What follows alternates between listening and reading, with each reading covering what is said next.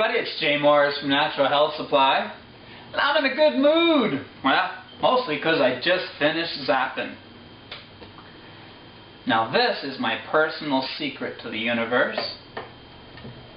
I want to tell you a little bit more about it. I first got into zapping, I think in 1996. My dad handed me Hulda Clark's book and said, "Can you build me a zapper?" And I said, "Yes, I can build you a zapper." And I went to Radio Shack, I bought all the parts, and I built my dad a zapper that looked something like this.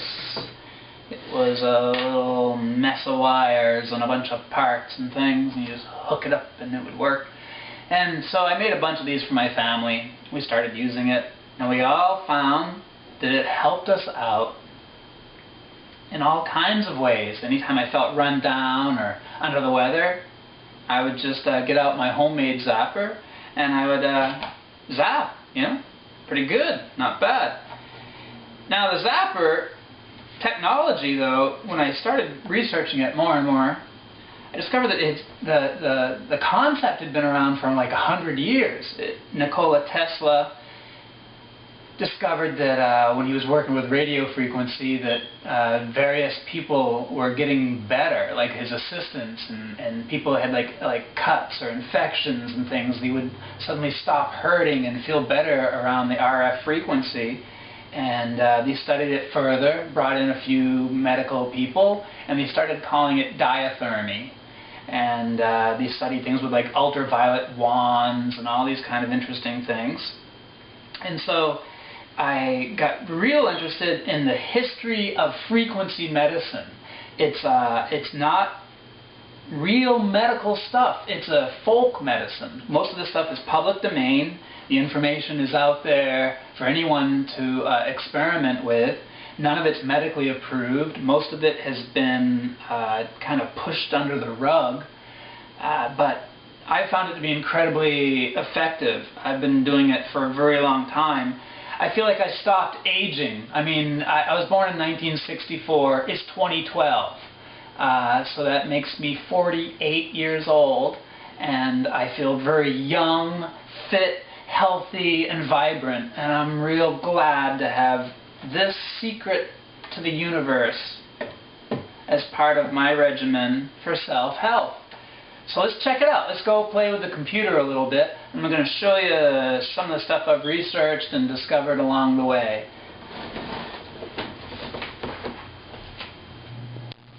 Now here's one of my favorite illustrations. This is the sacred cow, the pioneers of frequency healing. You've got Nikola Tesla, George Lakhovsky, Royal Raymond Rife, Wilhelm Reich, Hulda Clark, Stephen Calley, Bob Beck, Robert Becker, Albert Abrams.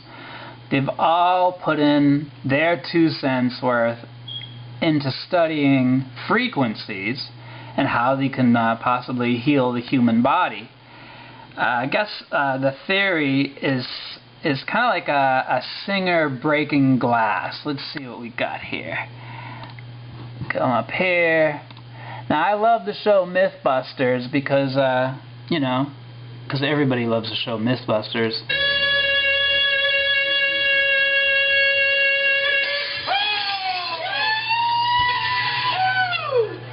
And there they are, breaking a glass. So a frequency can break that glass, which we just saw. You've got, you know, this long history of frequency research. There's Nikola Tesla doing what he did best, freaking everybody out with electricity. He developed his Tesla coils, his AC motor, you know, all this great stuff. A lot of Tesla science was buried with the man. But he had a buddy. He had a buddy named George Lakhovsky. They got together and they worked on a device called a multi-wave oscillator. I think this is George here, sitting between his 2 coils of his multi-wave oscillator. Now, George Lakhovsky, he wrote a book called The Secret of Life. That's probably where I got my Secret of the Universe kind of thing. This is Lakhovsky's Secret of Life. easy book to have as his buddy Tesla hanging out. And patients could basically sit between these two coils, and they would battle cancer. Here you have this fellow with cancer, and then a fellow without cancer later on.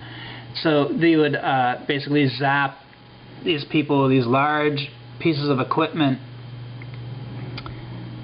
Let's see if there's anything else here from The Secret of Life. Ah, you gotta love Google, don't you? So you can see this device. You have these two circular coils. The patient would be in between them. There's this real sweet video.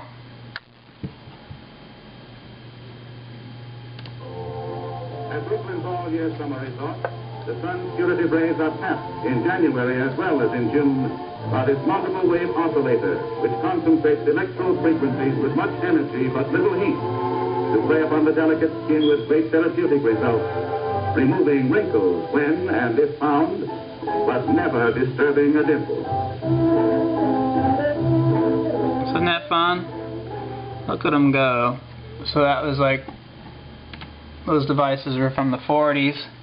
So you have the multiple wave oscillator. Now the concept of George Lakhovsky's multiple wave oscillator was that you would bathe the body in all kinds of frequencies at once, and then the cells within the body would resonate, and the resonant frequencies would just put the cells back into harmony with themselves. And so if your cells go out of harmony, you have disease. But if you can bring them back and tune your body back up like an instrument, then you would be good to go. So that's Lakhovsky and Tesla's big achievement, was the multiple wave oscillator. Then you have like much later on, let's see here in the Examiner here in San Diego, you got Mr. Royal Rife. Royal Rife was a scientist who did extraordinary research, and he had gone through a process of inventing a microscope. And here's his microscope. There's another view of his microscope.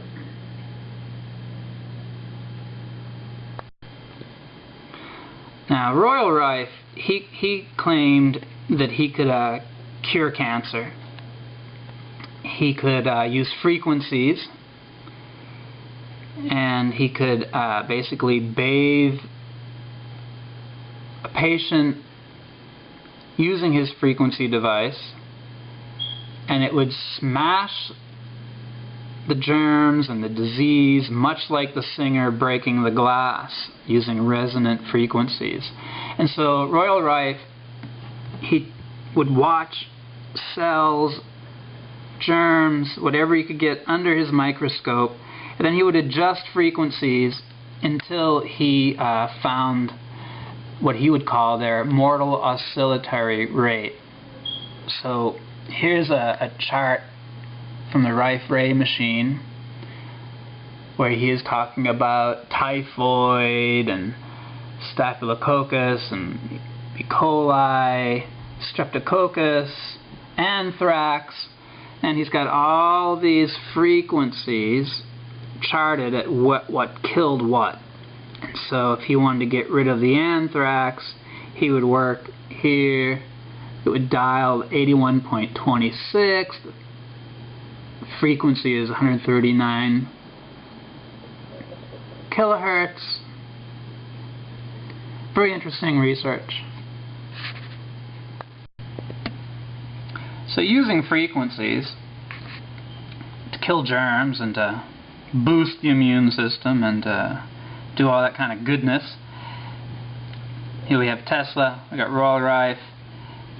The equipment started getting smaller and smaller as electronics became more and more digitized, and we've got chips now, which are really great.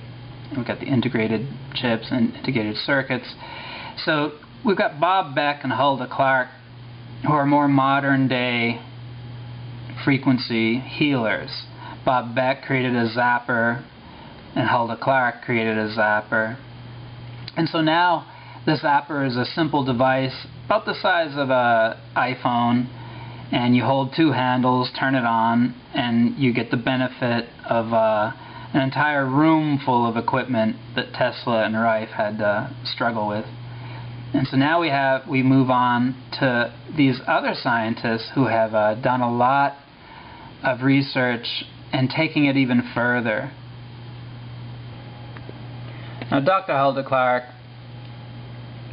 she wrote the book, The Cure for All Cancers, The Cure for All Diseases.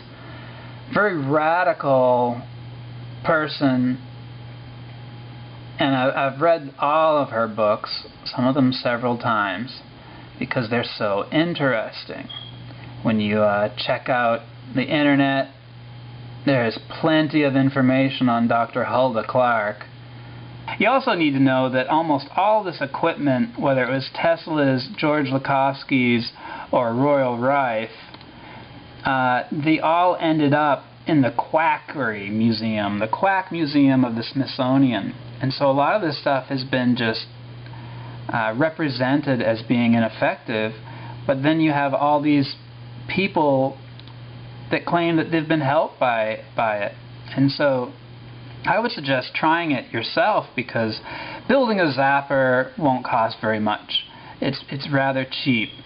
And nowadays, we've even gone on, the FDA now has approved microcurrent.